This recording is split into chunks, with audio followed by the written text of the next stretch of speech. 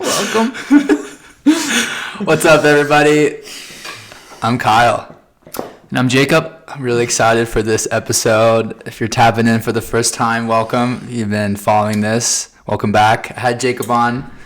Has it been like 2 months ago? It was like 2 months. 2 months a month? Something like that? Something like that. I gotta get closer to the mic. But yeah, always Jacob is just a renowned healer, such a powerful man, a good friend of mine. Thank just you. A beautiful man. Thank you, inside and out. Love you, bro. Seriously. Yeah, I appreciate you. Thank you so much. I mean, yeah. Jacob is a person that when he walks into a room, it's just like this beam of light. And then he laughs and the whole room laughs. I just got the picture of like that little thing. You just go bink and everyone forgets everything. I forget it's Men in Black. Like, Thank you, man. And it's a mirror. It's a mirror. I feel the same way about you. Your heart is really on your sleeve, you know, and I really love the mission you're doing. That's why I'm back here. And I love to talk about anything with you. It's a lot of fun.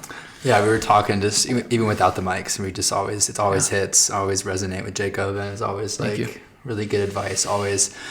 Yeah, today we're talking about sacred masculinity and what that means in a relationship, or what that means to, you know, walk in the earth every single day. And I think that's like a really good subject, because I think we've said this before, is a lot of men our age are lost. Yeah. And they're trying to find their way, and they're trying to, you know, we're all in relationships, but like kind of do relationships correct and kind of walk this earth in a grounded way. So, you know, what are some ways that have helped you ground, but also in relationships, like stay ground when things get tough? Dude, there's so many things here. Like even the word sacred masculine, and like I'm reading this like really note you just have here. I got you. There's so much to say on this. There's tremendous amount. So I think people like into relationships, they attempt to contain something when they don't contain themselves first. So I think the beginning of what we call sacred. So let's break it down. So what does sacred mean? Like, so for me, it means to be in right relationship and in reverence. So how do men step into that? Well, first they have to land in their life. Like, I think men are just like, you know, I don't know. Can we swear on this? Yeah, of course. Okay. Some swears might come out. It's not sacred. No, fuck. So like the men, what I found, I mean, the first thing in really stepping into my life, stepping into what it means to be a man, is to land in my body, to at least land in my life that's something beyond survival. That I've gone beyond survival, and I'm like, okay, let me have, like, how am I impacting the environment around me? How am I making the people feel around me? And not just that, but how am I making myself feel within myself? Can I actually land and contain just the very fact of my own life? And I think that's where I began, is going, well, my shit's not in order. Like I had all this stuff I needed to learn to start containing myself before I can contain or really make a real deep, reverent, right relationship impact to the things around me. Yeah. And I can talk about the practices I've done, but I mean, I love getting like the context down, going, what the heck does sacred mean in today's, you know, age? And for me, if we make it practical, because it can be a very like, you know, ephemeral word, sacred. What does that mean? To me, right down to the bones of it is right relationship and reverence to the life we've been given. And is a man actually landing in his life to amplify that, to actually walk that? Yeah, sacred is, I think, it's really hard to, I think for men especially, to sit in our stuff, right? And to really 1,000%. And like to ground and to accept our old ways or the ways that we used to be, and to just kind of walk with a fresh start, I think is so important and powerful for you know, men our age. Yeah. And I think to walk this world as sacred is so important. And I think it is hard, right? It's hard to sit and listen to our feelings. Like someone asked me what true happiness is for you. And I said, when you can sit in your stuff and really listen and know that it's not just like crazy, you know, not like sad things, right? When you can sit there and say, oh, wow, I'm happy. There's things around me. There's the earth, or there's the trees. There's things that you can, you know, be really appreciative for. Yeah, and I think that life begins when we have the courage to face ourselves. So that's when life becomes multicolored. That's when life becomes meaningful, becomes purposeful. We're going, okay, let me land in my life and let me face it. To me, that's when life begins, and, with the healing work that I do and all the guidance that I do for people, it's always about landing in the body. It's always about landing back in the gift that we've been given. And if we're not landing in the body, where are we landing? And if we're not landing in the body, I don't think we can fully land in our life and start taking care of right here. Because this is the first containment. This is the first, I got you. Because, I'll just freely go with this. But the one thing I love about feminine energy is that she will feel where you are. Like this. And she will reflect it. She'll amplify it. So for a man, when he lands in his body, I guarantee when we're landed and we contained ourselves in the deep reverence and the deep, I'm going to be with my feelings, everyone around us is going to feel safer. 100%. Yeah. Everyone 100%. Around us can be like, wow, you, not just you've done the work, but I actually feel you're taking a deep breath. You're present. You're contained. Thank you. That animals will feel safer. I work with horses every now and then. Horses will come right up to me like that. What I did I love doing social experiments a bit, where I'll be like, well, if I'm talking fast, how does that impact someone? If I talk slow, if I breathe shallow, if I breathe deep, across the board, every time I take the time to take care of myself, breathe deep, talk slow, connect from my heart. And there's a process that I'll probably share in this later that I think would benefit everyone. When those aspects are on, people can drop in and feel connected to. And they're like, whoa, I really, thank you. I feel really safe with you. I feel really connected. And that's how I step into, walking into the sacred masculinity. And, I think that's the biggest thing I've learned is through this whole journey is my heart. Open up my heart, right? Yeah. If you open up your heart to not even the ones around you, but yourself, it's so powerful to see how it ripples and to see how your relationship with friends, relationship with, women, whatever that relationship is, in your life with my mother, my father, whatever. It's beautiful. It comes to a place of, and you have to learn how to protect it too at the same time. You have to learn how to protect your heart, protect your heart chakra, protect yourself, right? Yeah. I do a lot of, before I go into places or big crowds, I'll protect myself, do the white blanket, crowds, things like that, because I'm very empathic. And I think since I quit, drinking and smoking and kind of really been on this healing journey, my empathic abilities have really flourished. And it's a beautiful thing, but you also have to, you take on a lot of stuff all the time. Yeah. So it's learning how to boundary yourself. And boundaries, I just told you before we started this, is something that I'm working on. I feel like that's an everyday, for all of us. Boundaries are really hard, whether it's our parents or work or whatever that is, friends, relationships, whatever. Boundaries is it's so needed, but it's hard. And I think the hardest one is with our families. But I think sacred masculinity is so important because men can turn in, and women too, can turn in this protective, but it comes out as this jealous. It comes out of I'm because they're not grounded, right? It kind of is projecting a mirror of what they're dealing with. But to really tap down within ourselves is so important, because if we don't heal ourselves, what does that do for our next relationship, right? It kind of brings all those negative things that we're still not dealt with and still haven't really seen and focused on within ourselves. And then it work just doesn't do itself. If you have to do it, right? And so if it's gonna follow you, whether it's your next job or next relationship or whatever that is, it's gonna follow you whether you want it to or not. Yeah, 1,000%. And the sacred masculine is also being in the sacredness of this existence. So being with the laws of this existence, learning that there's laws, there's a purpose, there's things we can't refute, there's things that we need to own. So one of the things in the sacred masculine I find is being in our body and learning each experience is a reflection to our inner growth. And so, and what would be the opposite to that with owning our experience, going, okay, that relationship, what did it teach me? And being honest, going, yeah, they just weren't my type. It's like, but where were you in that equation? And can you really look at the gunk, like the stuff that you're like, dang, I really didn't want to look at that. But when I do look at that, that's the moment my consciousness gets to be more reverent. It's actually the creation of reverence is to see that every moment has meaning to it and the deep way of reflecting who we are. Mm-hmm. And if we can keep owning it and going, yeah, without judgment, let me refine that. Let me work on that piece of myself. I think we can start molding ourselves into a very, have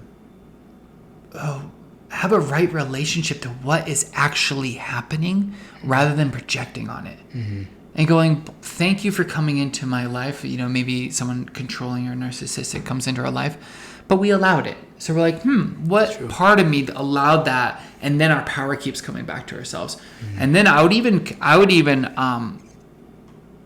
even stretch to say there's a point where protection becomes obsolete too, where we're like, I got me because I'm grounded in my body, and our yeses and nos are so instantaneously with the wisdom of our inner intelligence. Mm-hmm. And we're like, no, yes. And all that information's coming in, you can just let me ground back in my body. Mm-hmm. And you're like, whoa, I feel so myself in this crowd.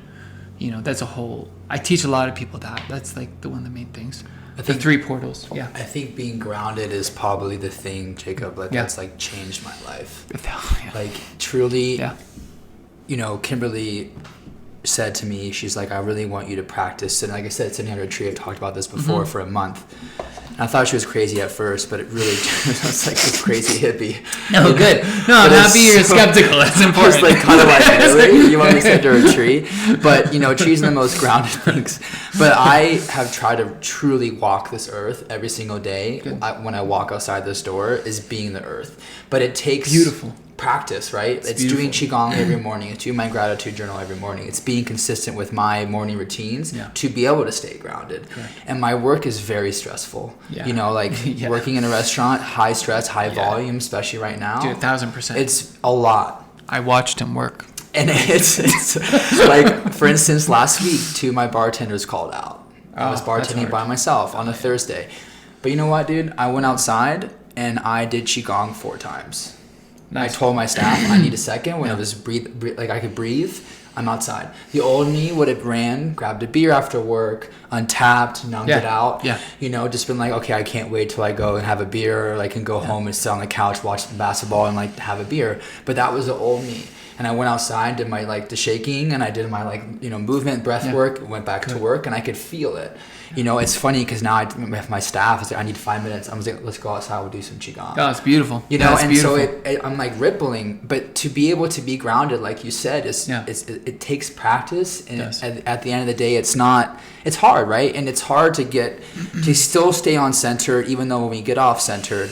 But the thing is what matters the most is because getting off center is going to happen. Yeah. Like our daily life is going to happen. Yeah. Life's, you know, everything. Life throws stuff at us every single day. We all know this. Yeah. But how we get back to being centered is so important. And then when we do it, you feel this like, oh, I got me. Yeah. You know, it's like almost giving yourself a hug. I got it. I want to say something to everyone listening to in the sense that, I know I keep like looking at you like, yeah. I also recognize that it takes remembering. So practice and remembering. So it gives us a little more power going like, okay, we're going to practice, but we're practicing to remember what's innately already in us. So we're like, oh yeah, ground. Like as a kid, we were like, boom, let's go. Like heaven's running through our crown. Our hearts are like flapped open. We make friends with people. I used to go on the playground and be like, will you be my best friend for the day? And they're like, yeah. And I was like, sweet, done. Let's go. You know, it was like everything was easy. I was like, oh, that's simple. But grounding, you know, one of the methods I take is throughout the day, because it does take practice to start remember to remember. Where is our energy consciousness flowing right now? And one of the methods I do is slow down if you don't know. Slow everything down. Slow your movement down like Qigong. Slow your mind down with an intention going, hang on, let me just slow my thinking down. Usually journaling helps that with people to slow down. Or just slow my breath down. And then you can actually start feeling, because I think one of the big things for men is to start re-feeling themselves. That's a big part of this time, 2025. we're in a heck of a time right now. The whole earth is changing. So men are starting to refeel and become masters of their energy again. Instead of just going, I just need to provide, protect, and survive. Instead of going, hang on, there's so much more to me. I can actually master grounding into my felt sense. All right, beyond survival, I'm connective. I'm a protector from a deep space of sincerity and reverence. But we need to slow down and start refeeling. So even in this moment, like in this moment in the podcast, take a slow breath. Where is the energy? Is it up here? Is there static in the heart? Or can you allow this deep downward consciousness into the pelvis, into the feet, and realize we have this lower body and that it can actually be really felt? And just allow it and watch what happens. It'll change the whole demeanor of the mind. And grounding has a significant impact on the nervous system, on our hormones, on everything. So just throughout the day, that's all I do is realize, where am I right now? And then even if I'm anxious to find out, I go, fuck it. I'm devoted. This is my why. Where am I right now? And the switch will happen immediately. Going, oh yeah, I'm way in my head. Why in my head? Take a deep breath. Even in mid-conversation, I'll do that. If I'm talking to someone, if I've met somebody, or if I'm on a date or something, I'm just like, hang on, let me just check in, connect again, so I can connect more to you. That's my main practice across the board. And I think anxiety, because I got a reading a while ago, and we all have anxiety, I'm sure. 1,000%. Yeah. Welcome to Earth. But for me, it used to like kind of run my world, and then I was drinking and smoking, and I think I was numbing out to run from it, but and because I would feel it in my chest, dude, it would just take over. But it's funny because a couple weeks ago, I'm going to Phoenix, and I was meeting up with Caleb doing a podcast. We're about to start, and I just said, truly, I'm feeling really ungrounded right now. Like, I'm just going to be honest with you. Like, I'm feeling ungrounded. And I'm like, I don't know why. So I sat in it, right, in the car, and I'm trying to figure out, like, anxiety is there to teach us something. It's there to fight or flight. Okay, so now because I've been clean and I've been, like, so on this path, I'm like, okay, so I can feel it, right? So what is it trying to teach me? Why is it showing up, right? And okay, I can feel it. So it's in my chest. So I found out why. Oh, cool. I was going to ask you why. Yeah, I found out why. But for me, it was like, listen. It's trying to teach you something. Listen. Yeah. This anxiety's here. Why is it there? And find out why. Or you can let it run, right? You can let it run your whole day. Yeah. I'm feeling anxiety. I'm gonna go have more coffee, or have to go to work, which is the worst fucking thing to do if you're drink coffee. Feeling shaky. I'm gonna have some more. But but anxiety is there to teach us something. Yeah. And once we find out that, it doesn't control our life anymore. 1,000%. And it doesn't. Yeah. We don't need to numb out from it because it's there to teach us for a reason. And it's so crazy, Jacob, to think, this sitting here across from you felt so out of reach a year and a half ago, bro. Wow. Like, I was such a different person. I've walked this earth in such a different way. Yeah. And it's so amazing when you start coming from a place of your heart. Yeah. You start. How does it feel? How does it feel to come from a place of the heart? I could cry, dude. Dude, it says so much better. No, I could literally cry. No, it's true. Like, to walk this earth in a place of heartness, oneness, groundness is a whole way of life. That's it. I mean, your relationships, you feel happier. Your friendships, the people around you, how you said, people are attracted to you, not 100%. In a sexual way. Yeah. Like, they're attracted to you as this man feels different. Yeah. You can see it in the eyes. Yeah. You feel more calm. They feel more calm around you. And it's so funny. I talked about this before, but like, my friend did a lot of work, and I remember sitting across from him and saying, I want that, because I could feel it, beautiful. Right? I felt calm around him. And I was like, damn, I'm sitting across from him at breakfast, and I'm like, I want what he has. So beautiful. So, but now being on the flip side, we attract better friends. We are better people. Our relationships at work, everything just feels a more, like you said, a slow pace. Like it's up to us to slow it down. And that's something that I have to remember sometime at work. When things are getting so crazy and everything's so stressful, it's like, okay, like I'm the director of my life. I can direct. Okay, hold on. I'll be right there with you. Yes. Or it can take a second. Like we're all in control of our life, and what happens in our all around us at every moment. That's it. And the first control is our breath. Yeah. The first, because if you don't got control of your breath, you ain't controlling nothing, right? It's like if we can't be with our breath and go, you know what, I'm okay to be with my breath. It's gonna be hard to control anything. And second, anxiety is one of those like thieves of our happiness. And what I mean by that is anxiety is a thief in the nighttime that is a false prophet, in the sense that anxiety wants us to be anxious more. It thinks it's going to heal it from that instead of actually just facing it. So fear of fear usually is immobilizing. But fear unto itself creates food for the heart, for courage.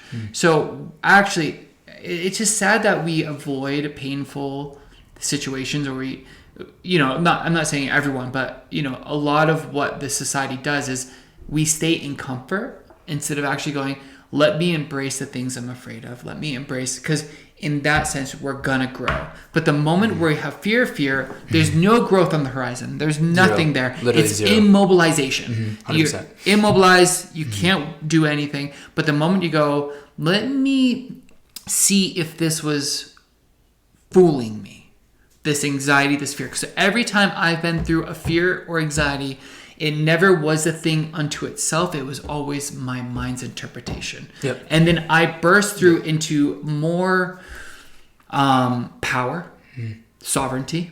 Sovereignty, big time. That's like the biggest one, because we're still not sovereign if our thoughts take us over. So it's like sovereignty, power, love, real love. So, I can't emphasize that more for anyone. If we're stuck in depression, if we're stuck in loops, is all right, what's the feeling underneath that? Are you ready just to go into it? Because it's not going to be as bad as we interpret it as. Can you sit in your body, be with it, and have the courage, especially as men, to have because we have courage to do other shit. We do jobs that can kill us sometimes, but do we have the courage to sit and go right through that feeling to reclaim our power? And then the whole world's going to thank us. The whole universe will thank us. Yeah, I had Bo on a little bit ago, and he said, to stay where you are is really, really tough. Yeah. But also, that's just as tough as trying something else, right? Like taking that first step. To stay where you are, to actually be with what you are right now. Yeah. To be. Yeah. Like if you're in a really, really, really bad place, it's hard to stay there too than it is just to try to take this next step to the unknown and see what's going to happen, right? You need it. You need the acceptance of that moment.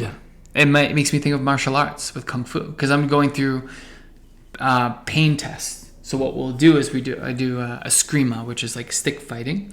And at first I was like, screw this is stupid, because it hurts so much. But my Shifu, my teacher, would say, why don't you go to the edge of your pain and see what's there? And I was so afraid to be hurt. I'm afraid because of my job. I was like, no, I can't. This is too much. I'll get hurt. I'm scared of injury. I'm scared of death. All these things. And I thought I was good. I thought I was like free of death and all that jazz. I was like, no, I must be better. And he put me in this lock, and he just kept crunching it into my bone. And he'll say, and he does it on my like legs, neck, arm, some of the worst pain you can imagine. And this last time, it was a couple of weeks ago actually, he crunched me. He was crunching into my bicep, and then I stayed there, and I said, you know what? Let's find out. And it was hard, it hurt, and I went through it, and something popped. I was like, you know what? He goes, I want you to feel what's beyond this, because we don't have the right relationship to pain, emotionally, physically, spiritually. And he goes, this is a way to test you. And so I said, fine, Shifu, I'm going to go all the way in. Let's go. After that, now when I sit and do breath work or anything, I lean into everything. After that, he was like, you're 100% different. You did not dissociate because I was curious enough to go, let me stay with my breath, because your breath checks in fear. It's like in that pain, and the pain hits you and you're like, wait, I've been afraid of pain this whole time. I was afraid of getting hurt. Let me lean into that. Is that true? No, actually it was through it where my freedom was. And after that, now he can put me in a lock and I'm good. It's gone. And my body healed faster, not slower. The more resistance I had, the more pain and injury I would have, but I'm not afraid of injury anymore. It blew my consciousness open, and he said, this is the teaching. It's through it. And so now when I sit in meditation, if anything comes up, I lean right through. But I've created the steps for my consciousness over time to start leaning into these things and find unconditional freedom. Absolute unconditional freedom. But I like to say there's the little freedoms that we do. Yeah. Like every day, right? It's like the little anxieties that we're like, oh, I'm scared to talk to them. Then go talk to them. And then, you might be like, go through all those layers, but that's the way in, is through. Martial arts helped me there quickly because you are tested quickly in an uncomfortable manner, which I hope you come to martial arts sometime. Yeah, I'm down. I'll come for sure. But yeah, that's what I've learned from the pain. And that's been the last month, right? Relationship to pain.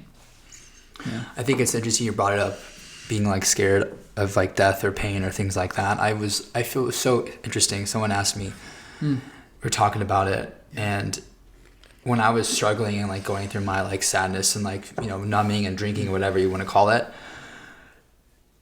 it's like sad to say, Jacob, but I didn't think I was going to live long. Like I was in this place of sadness and like depression, and it wasn't that I didn't want to be here. It was truly just like, I don't really think I'm going to be here long. Yeah. But now cracking that egg open, this whole healing journey and being on this path. What is it now? Like I hope. You're like, I hope, yeah. Like, Wednesday!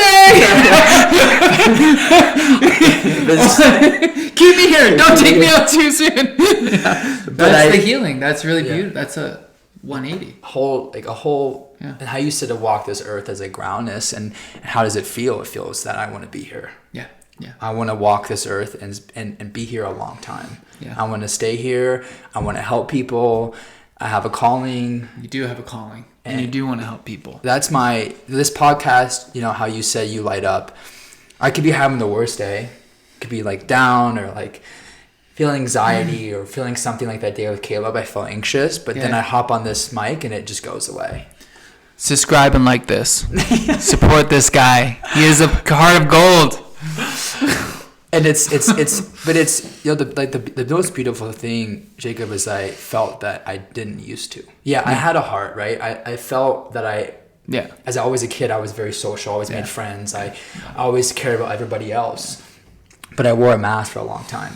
And now having this mask off and having my heart open, my whole life has changed, man. Like my friendships, the way I walk this earth, my gratitude, the way I'm thankful for this life, my relationships around me, synchronicities are insane. Yeah. I'm getting messages from Spirit, God, whatever you think that in this podcast is, whatever your higher power is, my higher power gives me signs all day that I'm on this path, it's happening, everything is going to be okay. But, when I was numbing and numbing out, that was not there. And the signs were there, but maybe I just didn't want to see them. I was numbing out. I couldn't see them, right? So when we get on our healing path, everything just starts clicking. Yeah. I think Sedona being here, yes, we can have that. It's on our side. Yeah, it's on our side. It's on our like side. Downtown Chicago. No. I mean, no, I'm not trying to say anything, but there's some rough places where I think faith, trust, and connection and unity aren't promoted. Oh, for sure. It's really hard to trust that there's an underlying benevolence. Yeah. Working on behalf of each one of us. Yeah. And I wanna tell people, if you don't believe in God or the spirit universe, I use the word God a lot because I have a deep spiritual relationship to God. Without spiritual, though not religious, is that it starts when you start testing it. When you start going, you know what? Today, look, and if you don't believe in any of this stuff, you're like, I don't care. Or if you do and you want to strengthen it, go today, just show me some signs. I'm open to something beyond what I've known. Just show up for me, see what happens, and just say, yo, universe, God, like, I don't know, but I don't even know if I believe in you yet, but can you just for fun walk with me today and keep my eyes, my ears, and my being open to something miraculous? Yeah. Because I guarantee, there's an old Zen saying that goes, enlightenment happens by accident, but practice makes us accident prone. Yeah. Well, it's interesting you said that, because I've been asking, I see numbers, like I got cool, 4 is always by my number, which is why I got it tattooed, and I see numbers all day, right? Nice. And so I was talking to Kimberly, and she said, okay, we'll start asking for more signs and numbers. So I go, cool, I like that. I go ask, that's a good Kimberly, that's a good one. Shout out Kimberly. And for, but I went to the restaurant. I was just telling you before I cleared it. I was doing energy clearing and my sound bowls and witch salt everywhere and everything. I was doing my whole ritual. And she said, call in the north, east, south, and west. As I told you before. And I said, I call in the north and the east. And as a kid, I saw ghosts, and I always had a presence. I always felt that. I have not felt, Jacob, a presence like that, as I told you before this podcast. When I said that, I said I call in the north, the east, and it was like boom. Like I even flinched, like it was next to me, and it wasn't like a scary presence. It was just like I'm here. Yeah. And I think that is so, when we tap in, right, and we really are on this healing path, our God, our spirit, whatever, starts walking with us and is there to protect us, and we need to tap into it. And we all have it. We just need to learn how to use it for our side, right? Yeah. And to help us on everyday life. Exactly. And, even in that or instance and I think it's so important to, how you said, get uncomfortable. I talked to you. You helped me with, by the way, thank you. When I spoke at AA. Went so good, dude. Yeah, I heard. I texted you. Yeah, I was you texted me. So, okay, so just to give you an example. Paul and Stephanie, too. And they were like, were they there? I think they were there. Yeah, they loved, you were I love received. Paul. Oh, yeah, totally. And he's such a dude. What a man. And I'm going to have him on here too. He said he would be down. All these shout outs today. Big shout outs. A lot of men in my life have helped me. And so, but I was so scared. Yeah. And it brought up a lot of old triggers, right? Because how the old me was 1,000%. is I would run. Because running is easier, right? It's when things get tough, like relationships, whatever, friendships, or parents, situations, work, it's just to run. And that was a very old way of an old way of me. So girl texts me, hey, I'm confirming you're still going to speak tonight. Then the thought forms start going. Dun, dun, dun. Work is tough. I'm really stressed. I'm tired. I don't want to do it. I'm like literally sitting there in the office at my work, and my thoughts are just flowing. And I'm like, before I can even fucking have it take it over, I texted her, can't wait, looking forward to it. Boom. Sent. Good. Okay. There goes that. Done. Yeah, you're in. So then you're doing it. So then I started thinking, well, crap, what am I going to say? And then you came in. Thank you for that, by the way. Yeah. But, I spoke of, this is my journey, right? Yeah. This might not help, and like things I'm talking about this podcast, you might not resonate with. Yeah, totally. So this is how, and this is what's helped me. Yeah. And I came from a place of oneness, a place of... Yeah.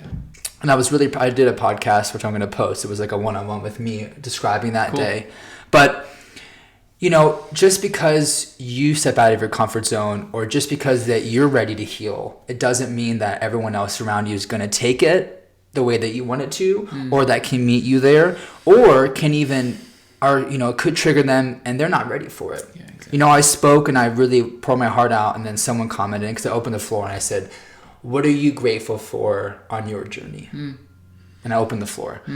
And this guy, and this is another thing I think, men are taught to not be vulnerable. And the old ways of like, suck it up, be present, and all this stuff is like, suck it up, don't cry, don't have feelings. It's going to, like, it has to be okay. There's no other way for it to be than it's going to be okay, and to shut the fuck up and man up.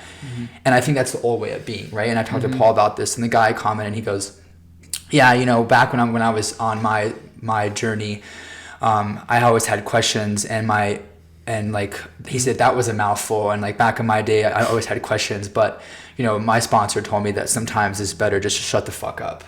That was his response. And Paul standing behind him, like, You can just tell. And what's the suicide rate among men, by the way? It's like, it's dramatic because they shut the fuck up. Because exactly. Yeah. And I think but that's our way of being, right? It And is. that was the old way. And I think how you said earlier is men are waking up and saying, no. Yeah. I have feelings. I need to cry. I have just as much feelings as the woman across from me. Yeah. And I have just as much emotion as them. I can't stuff it anymore. And I think that's what's Right on. is beautiful, right? Because like this, like it's helping men and other people. And let me be the angel's advocate. I don't like saying devils because I'm not going to advocate for the devil. The angel's advocate is, and we're stoic. There's a beautiful part about that too. I think men, we're learning to rebalance it because we're really good to go, you know what, let me put that's the side in the moment. Let me show up. Awesome. Men, let's boast about men for a minute. We have a capacity to put shit aside to get shit done. That is a virtue.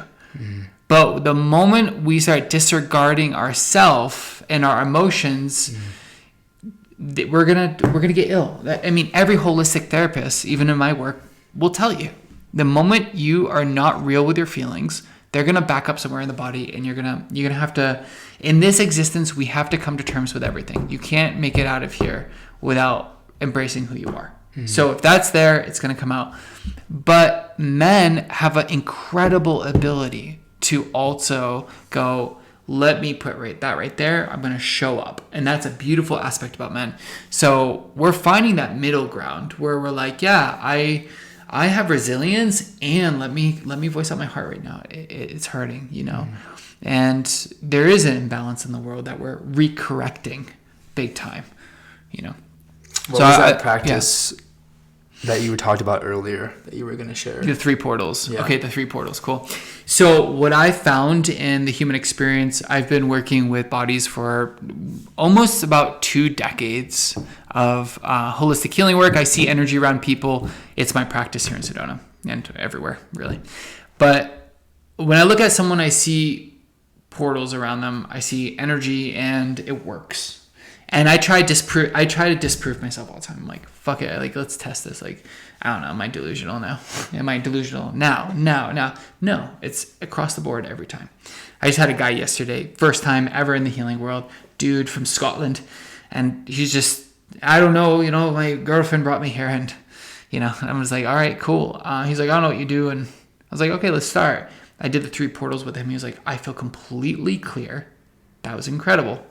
But it's our natural body's intelligence. So what are the 3 portals? This is for anybody watching, woman or man. Men, really powerful.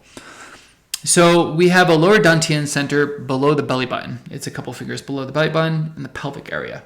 You could even say the genitals too if you want to go down there and just like really breathe down there. We allow our feeling consciousness and breath to connect to that part of our body. And we take 10 breaths, whatever, just to activate down there and feel ourselves down there. This first portal is our grounded power. It's our ability to go, I'm grounded in my body. Hi. Interesting enough, usually if you're at a party, the person who's noticed the most in a powerful, deep way is the person taking the deepest breath in their body. So when you walk into a room, subconsciously, especially for women, recognizing other people, they will, what I found, because they're so sensitized, and men too, who are sensitized, they will recognize the man with the deepest breath. It's really fascinating. So someone who's really dropped in, they're like, whoa. So that's the first portal, is to drop into the body, let the breath enter. What this will do is usually it will offset anxiety, connect us to the earth naturally through our consciousness and breath. The second portal is the heart. It's our feeling self. This is where a lot of us avoid because we're like, oh, that hurts. But the cool thing about the first portal and the pelvis, it grounds us enough to go, yeah, I'll go into my heart now. I feel good, because we need to feel safe to go into the emotional layers. So then we come up to the heart and we really ask the heart, you speak. I'm not going to force you to do anything. Just speak. And I'm just going to breathe into you. And we just rest our consciousness right here. So it's connected down here, resting our consciousness here, and just breathe. And what we want to do is a 3-dimensional breath. So front, back, sides. And we just go, what am I feeling right now? I connect to my feeling self. Then the last portal I like to do for men is the mind. is actually, hang on, let me just like ground right into the center of my forehead. What is actually going on inside my mind right now?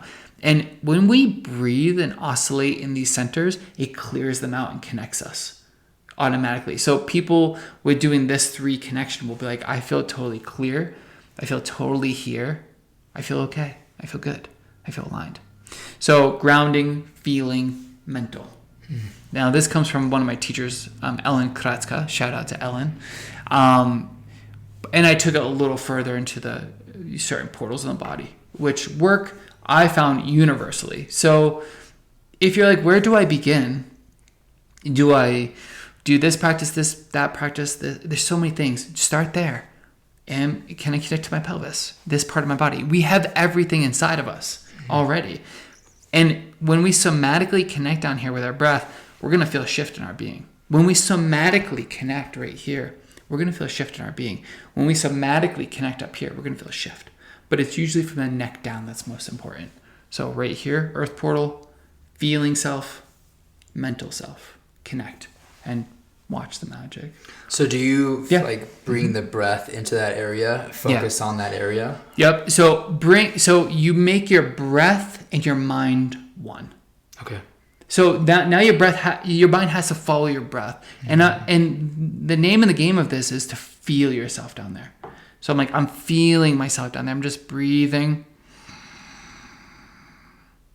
feeling myself down there, exhaling, and almost like it's pleasurable. So you're like, oh, pleasurable breath in. Oh, I can really feel the bones, my muscles. I can feel my feet.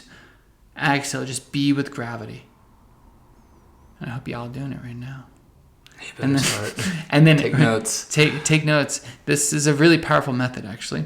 And really, we want a 3-dimensional breath. So we just think the front body, but that would just be our thinking body. The back body too, because it's more of our subconscious. So think of like the whole 3-dimensional breath, just all the way around. Exhale, sink, and you're gonna feel a big shift. Like I've already felt the shift just doing it right now. And then going up into the heart, same thing. This is probably the number one exercise that got me out of anxiety, because your body already knows safety. So what these portals are doing, it's creating safety in the body. Your body's like, oh my God, I feel connected again. I feel remembrance. These portals will work across the board with people. Again, in our society, we're so doing and outward, we forget to connect. A simple method of just connecting to these 3 places and watch the magic that happens. And I think it's so important for us to remember, we're like, if you look at our phones and see how long we're on our phones. Oh God. So bad. Everyone's like, oh, I don't have the time. That's a big thing. It's like, oh, I don't have the time to meditate, or I don't have the time to do Qigong. Like, I can't not do it. Yeah. Like, I've gotten to the point where if I go to work, my day is so much more stressful. So without doing it. So, you really need to just ground, spend the time. And honestly, it's easier for us to make excuses. Oh, I don't have the time, but just do it. Make the 8 minutes. How long does that take? 5 minutes? Less, 3 minutes. Okay, 3 to 5 minutes. 3 minutes. And I would actually say that's the foundations of the sacred masculine. Yeah. That is the foundations. You can't connect with your own temple. How are you going to walk into another temple? It's like, how can you? That doesn't make sense. It's true. You have to templeize yourself. You're like, I'm worth it. I'm worth it. I'm deserving. That's the beginning of all those other protocols of shadow work and all this other stuff. Going, well, if you do believe you're deserving, I want to be financially abundant. Okay, well, are you abundant within yourself? Can you connect with yourself? Is that, so that's the beginning of environmental, awareness around, I am worth it. I am deserving because I'm showing up for myself. I know, just ripple in every other part of our lives, our relationships, our personal life, everything. If we come from a place of more groundedness, it's going to calm everything else down. 1000%. So I really appreciate you, bro. Yeah. I love you so much. Love you too. Thank you for tapping in and listening to this. Maybe we'll see you next week. Everybody have a great day. Thank you.